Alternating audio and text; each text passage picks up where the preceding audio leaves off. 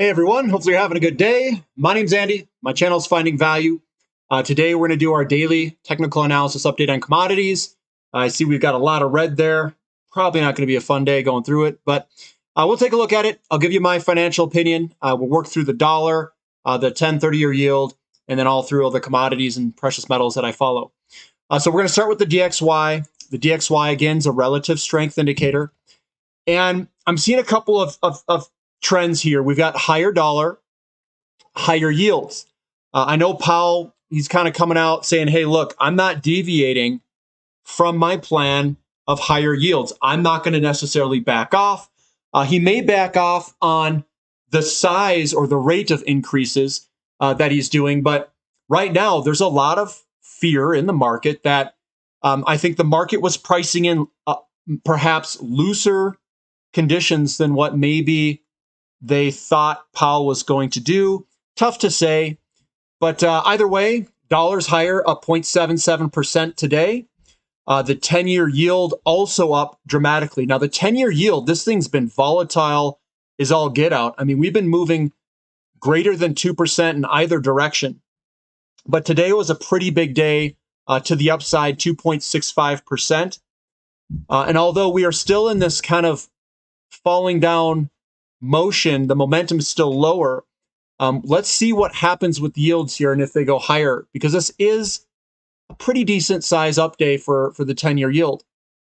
Bond prices, obviously bonds are getting smoked to the downside if yields are higher, but they're down 1.4%. Again, overall trend is higher, where the markets are at least expecting a loosening of monetary conditions and perhaps a lowering of inflation rate. The TYX, the 30-year yield, also up 1.5%. To me, it still looks like we've got some good downside momentum, but is it going to stage or try to stage a bottom here? That is yet to be seen, but we'll see what happens. So stronger dollar, stronger yields. We also had the TYX to TNX fall quite dramatically. That's not good for precious metals. And usually this is a favorable environment for oil, but oil got smoked. I think everything got smoked today. It was a sell everything type of event today.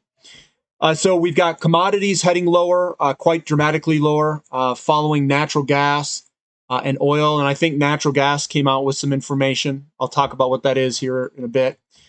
But this does look like it could potentially head a little bit lower. Lots of momentum behind this move. We have the CRB to S&P 500. It's right on support. So that's just moving sideways there because they both fell. Gold getting smacked around a little bit, down $30 today, but we're still above all of those support levels.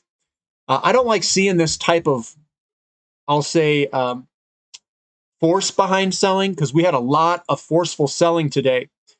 We have support at about 1750, and we'll see if that holds. But a lot of forceful selling today.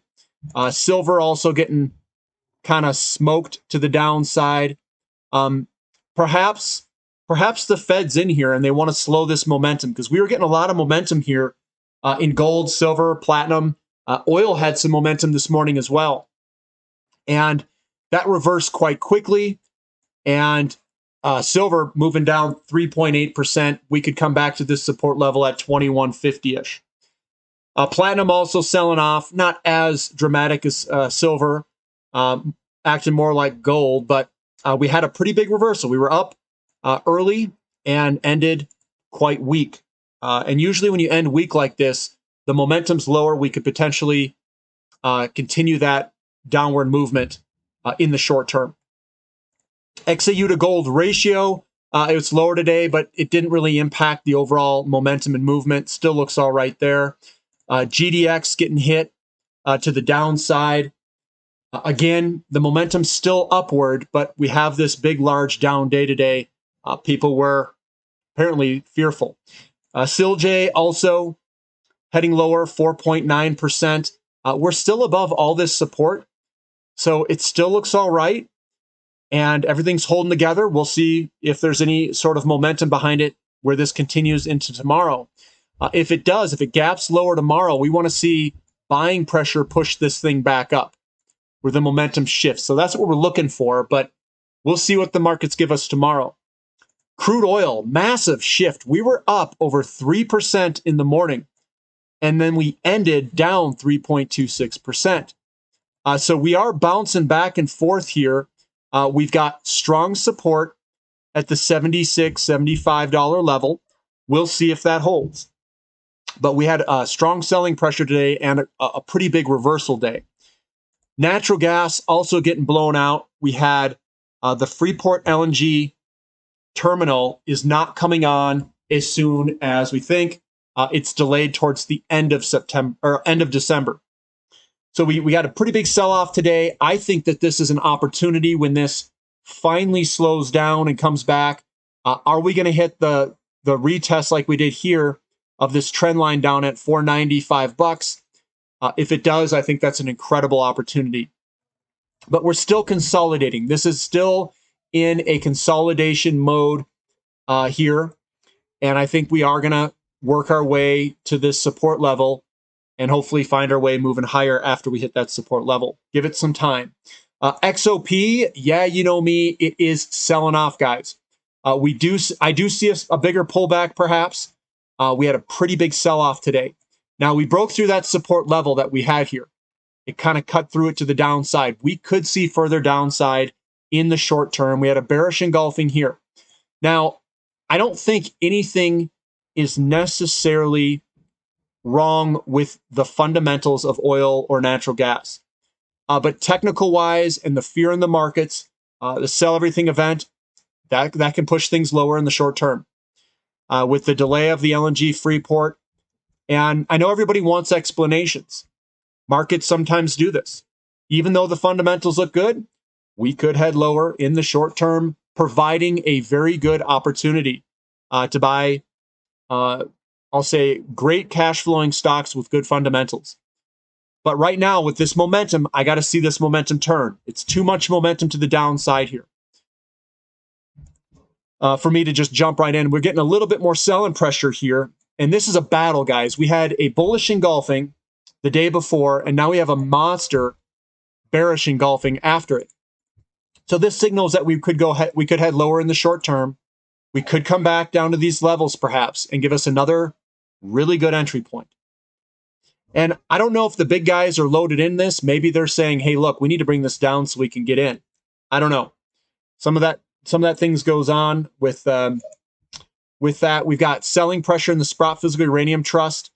Again, heading lower. We got a little wick at the bottom. Not too much buying pressure at the end of the day. But we did get some more selling pressure. This does look like a big consolidation period after breaking this uptrend. And we'll see where we end up. Again, long term, it's good. Short term, we're going to see some pain. Uranium also selling off. We're back to that support level.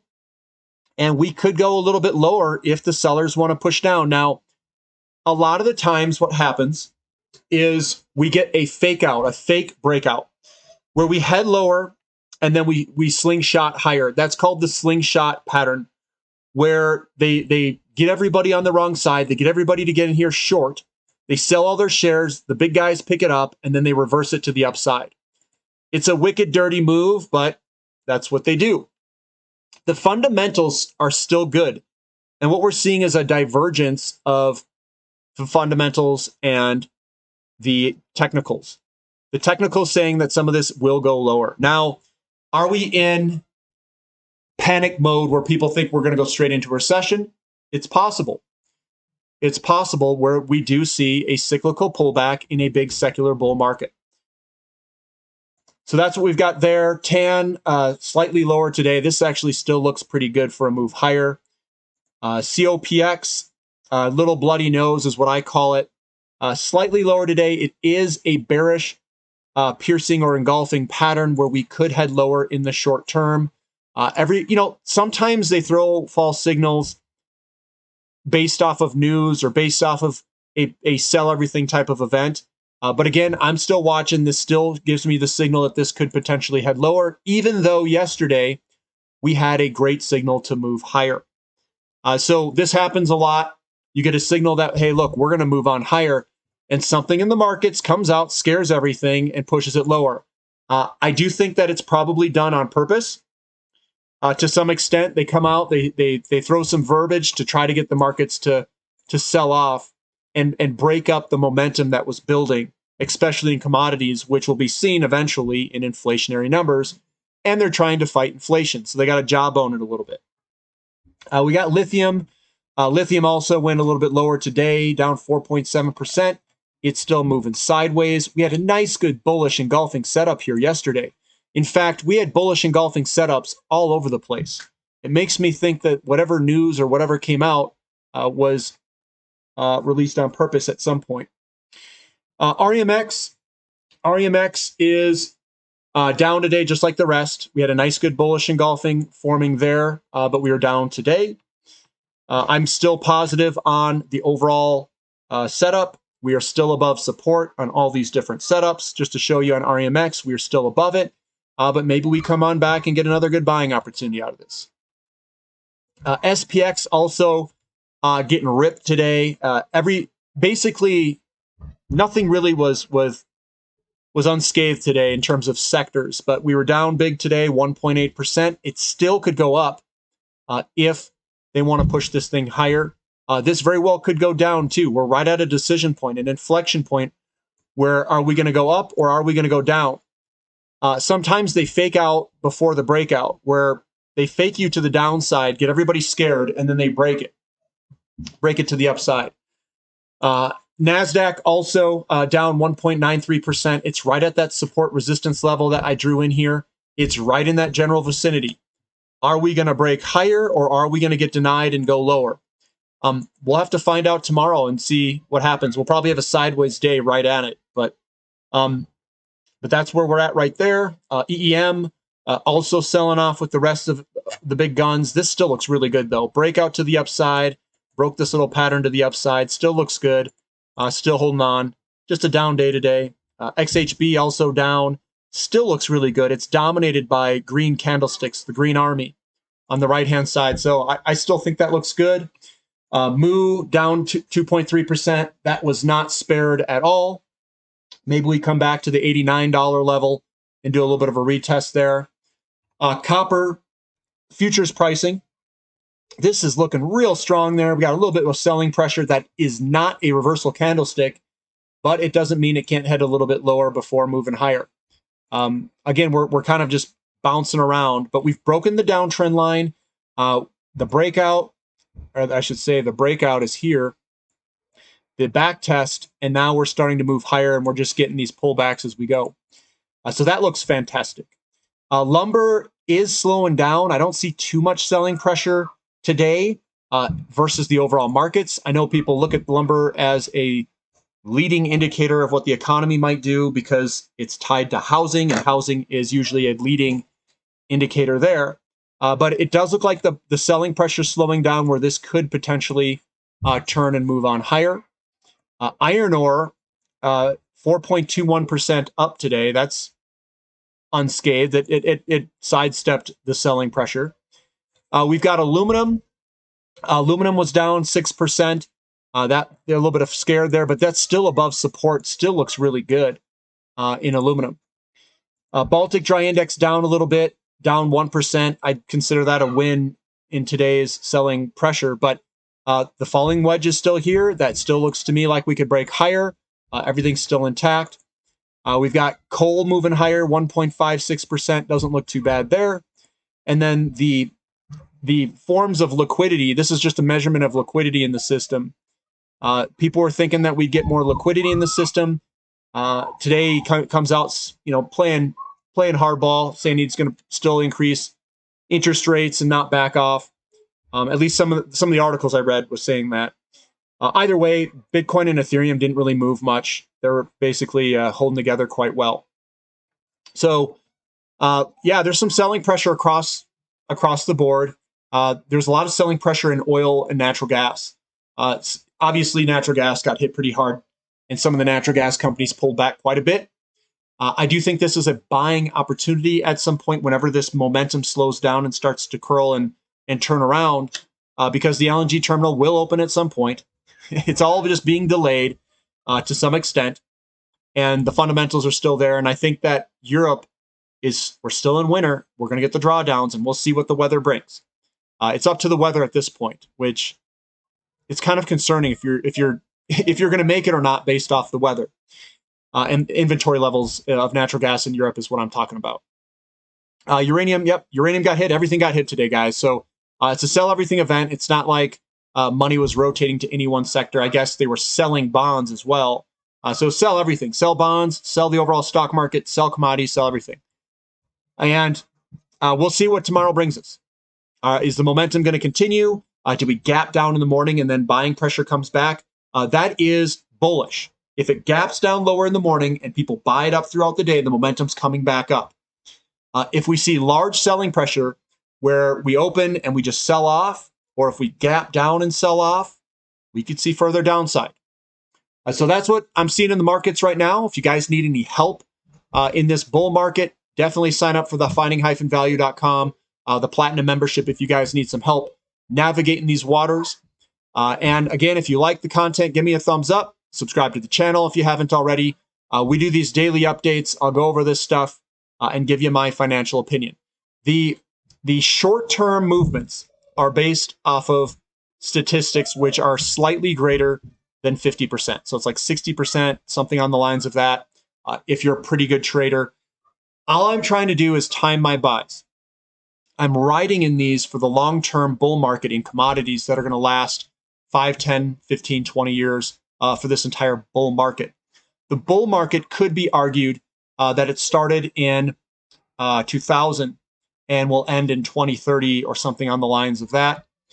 In terms of the average length of the commodity bull markets given history. But that could be a possibility, 2030, 2028, 2032, something on the lines of that. And that's kind of what matches up with the business real estate cycle. So that's what I've got for today, guys. Hopefully you enjoyed it, and we'll catch you next time. This is Finding Value.